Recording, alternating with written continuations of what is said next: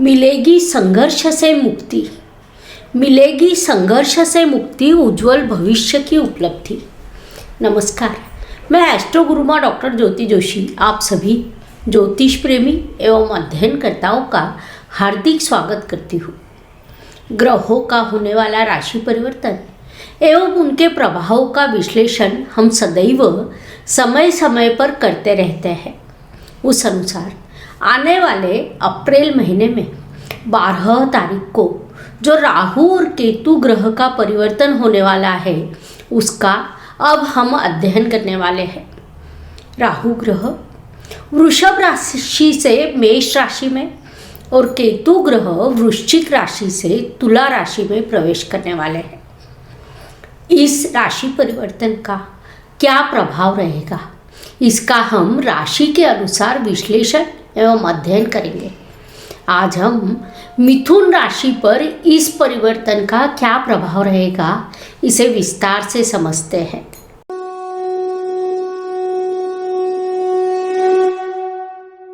राहु और केतु के राशि परिवर्तन का परिणाम, उसके महत्व को यदि समझना है तो सबसे पहले इन दोनों ग्रहों की जानकारी को समझना हमारे लिए अत्यंत आवश्यक है।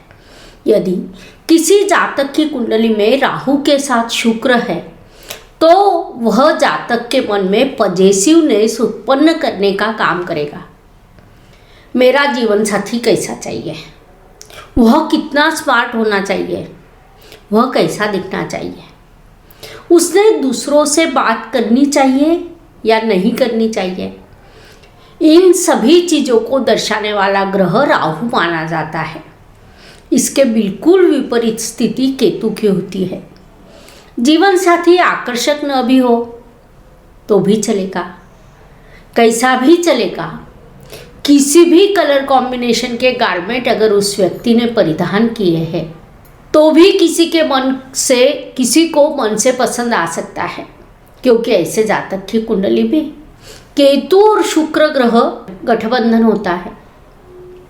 उससे भी महत्वपूर्ण बात है कि उनका सांसारिक जीवन अत्यंत अच्छा होता है, क्योंकि केतु इन चीज़ों को कतई महत्व नहीं देता। संक्षेप में, राहु और केतु भले ही एक दूसरे से संबंधित हो लेकिन वे भिन्न दिशाओं में विराजमान होते हैं, इसीलिए उनके प्रभाव भी एक दूसरे से विपरीत होते हैं। राहु को हम काल पुरुष का दुख कह सकते हैं। वह छाया ग्रह माना जाता है। उसमें प्रतिशोध लेने की प्रवृत्ति है। शराब के साथ अन्य बुरी प्रवृत्ति का कारकत्व भी उसी के पास है। विश्वासघात, चोरी, दुर्घटना, डाका, मनुष्य को विस्थापित करना, यह सब बुरी चीज़ें राहु के कारकत्व में आती है। लेकिन इस कारण राहु को पूर्ण रूप से अशुभ कहा नहीं जा सकता। उसके पास कुछ चीज़ें शुभ है जिनका कारकत्व है। राहु का अर्थ होता है कि किसी चीज़ को प्राप्त करने के लिए बड़े परिश्रम करना, उस चीज़ को प्राप्त करना, शीघ्र से शीघ्र किसी चीज़ को प्राप्त करना, भौतिक सुखों का पूरा आनंद लेना राहु के कारकत्व में आता है। इसीलिए आज की 21वीं सदी में, आज के आधुनिक युग में राहु का महत्व बहुत अधिक है। केतु ग्रह बिल्कुल इसके विपरीत परिणाम दर्शाता है। वह मुक्ति का, मोक्ष का कारक माना जाता है। मनुष्य को आध्यात्मिक मार्ग पर ले जाने का काम केतु करता है। किसी जातक के कुंडली में केतु प्रबल हो तो जातक संसार से, जीवन की सभी मोह माया से दूर जाता है। ऐसा जातक सभी से अलिप्त रहता है। वास्तव में शनि, गुरु और केतु, यह 3 ग्रह आध्यात्म के कारक माने जाते हैं। लेकिन इन तीनों ग्रहों के कारकत्व में एक बड़ा बदलाव है।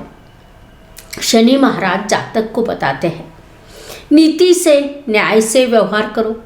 गुरु महाराज जातक को बताते हैं पहले सभी कर्म, सभी जिम्मेदारियों को पूरा करो और मोक्ष की ओर आगे बढ़ो। तो केतु जातक को बताता है सब कुछ छोड़ दो, मोक्ष की ओर आगे बढ़ो। अर्थात केतु कहीं न कहीं जिम्मेदारियों को नाकारता है, ऐसा हम कह सकते हैं। उसका प्रभाव भयंकर होता है। वह कुंडली में जिस स्थान में बैठता है उस स्थान के रिश्ते को खराब करता है। जिस ग्रह के साथ वह विराजमान होता है उस ग्रह का कारकत्व खराब करता है। साथ ही जिस स्थान पर उसकी दृष्टि होती है उस स्थान से संबंधित रिश्तों में दूरी बनाने का काम करता है। मनुष्य को विरक्ति केतु ग्रह के कारण आती है। तो ऐसे राहु और केतु का 12 अप्रैल को राशि परिवर्तन होगा। राहु ग्रह वृषभ राशि से मेष राशि में और केतु ग्रह वृश्चिक राशि से तुला राशि में प्रवेश करेगा। उनके इस परिवर्तन का मिथुन राशि पर क्या परिणाम होगा इसे विस्तार से समझते हैं। Please like, share and subscribe the channel और हाँ, बेल आइकॉन दबाना ना भूलें। राहु और केतु का यह परिवर्तन मिथुन जातकों के लिए अत्यंत लाभकारी सिद्ध होगा, क्योंकि इस परिवर्तन से राहु आपके लाभ स्थान में अर्थात इच्छा पूर्ति के स्थान में प्रवेश करेगा। क्योंकि ज्योतिष मान्यताओं के अनुसार लाभ स्थान में प्रवेश करने वाले हर ग्रह ने जातक को शुभ फल प्रदान करने हैं। यह सूचना ब्रह्मा जी ने सभी ग्रहों को दी है। उस अनुसार लाभ स्थान में आने वाला हर ग्रह जातक को शुभ फल प्रदान करने के लिए बाध्य होता है। विशेष रूप से पाप ग्रह जैसे शनि, मंगल, राहु और केतु, यह ग्रह तृतीय, षष्ठ, दशम और एकादश इन 4 स्थानों में अत्यंत शुभ फल प्रदान करते हैं, क्योंकि इन चारों स्थानों का उपचय स्थान कहा जाता है और पाप ग्रहों को उपचय स्थान विशेष रूप से अच्छे लगते हैं। वहाँ उनके अशुभ फलों की तीव्रता कम होती है, साथ ही उस स्थान के कारकत्व में वृद्धि होती है। कुंडली के लाभ स्थान को इच्छा पूर्ति का स्थान कहा जाता है, साथ ही वह उपचय स्थान भी है। मिथुन कुंडली के लाभ स्थान में मंगल की मेष राशि आती है। मेष राशि में राहु ग्रह गोचर से अगले 1.5 वर्ष के लिए प्रवेश करेगा, जो आपके लिए लाभकारी सिद्ध होगा। फिर उसमें आर्थिक लाभ होना, इच्छा पूर्ति होने जैसे शुभ फल आपको विशेष रूप से प्राप्त होंगे। गत कई दिनों से जो इच्छाएं आपके मन में थी लेकिन किसी कारण से उनकी पूर्ति नहीं हो सकी, वे अचानक से पूर्ण होगी। सुप्त इच्छाओं की पूर्ति होने जैसे कई विषयों में यह काल आपके लिए लाभकारी रहेगा। विशेष रूप से इस अवधि में अन्य ग्रहों से भी आपको सहकार्य प्राप्त होगा।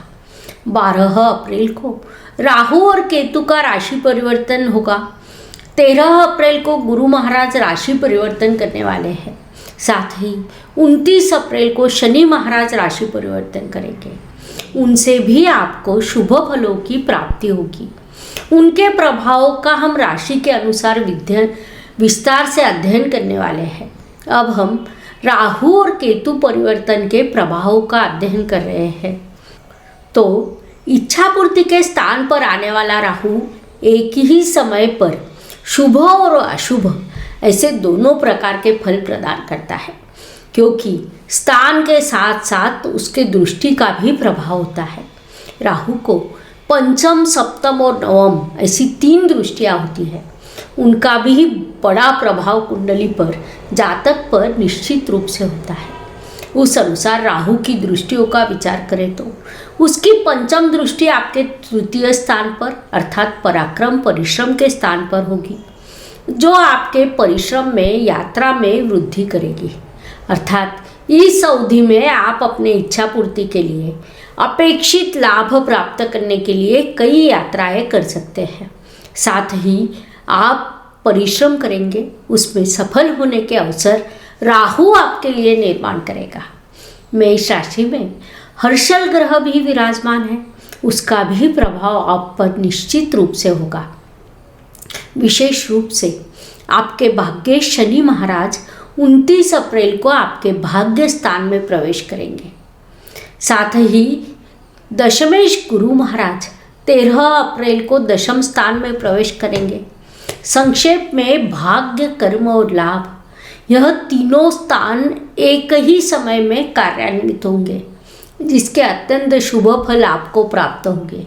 वास्तव में राहु और केतु का यह परिवर्तन सभी राशियों में किसी के लिए अधिक शुभदायी रहेगा तो वह मिथुन राशि है, ऐसा हम कह सकते हैं। अर्थात भले ही शुभ परिणाम अधिक हो, लेकिन राहु आखिर राहु है, उसके कुछ अशुभ परिणाम भी निश्चित रूप से होंगे। राहु की सप्तम दृष्टि आपके पंचम स्थान पर होगी, जो कहीं न कहीं आपकी शिक्षा में या संतति के संदर्भ में समस्या निर्माण करेगी। इसके अलावा राहु की नवम दृष्टि आपके सप्तम स्थान पर रहेगी, जिसके द्वारा आपके घर में विवाद उत्पन्न होंगे। उसी समय आपके पंचम स्थान में विराजमान केतु भी आपकी शिक्षा में समस्याएं उत्पन्न करने का काम कर सकता है।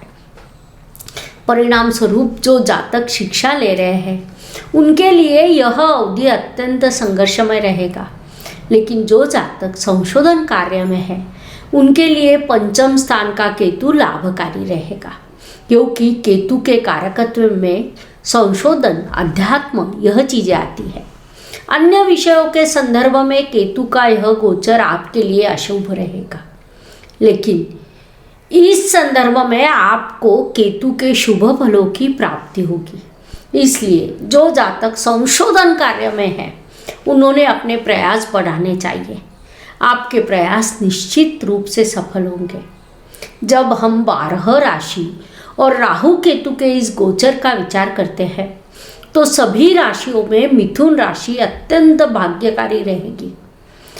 वैसे भी गत 2-3 सालों से मिथुन जातकों ने सबसे अधिक संघर्ष का सामना किया है, इसीलिए अब सबसे अधिक शुभ फल प्राप्त करने का अधिकार भी आपको है। वह अधिकार आपको निश्चित रूप से प्राप्त होगा।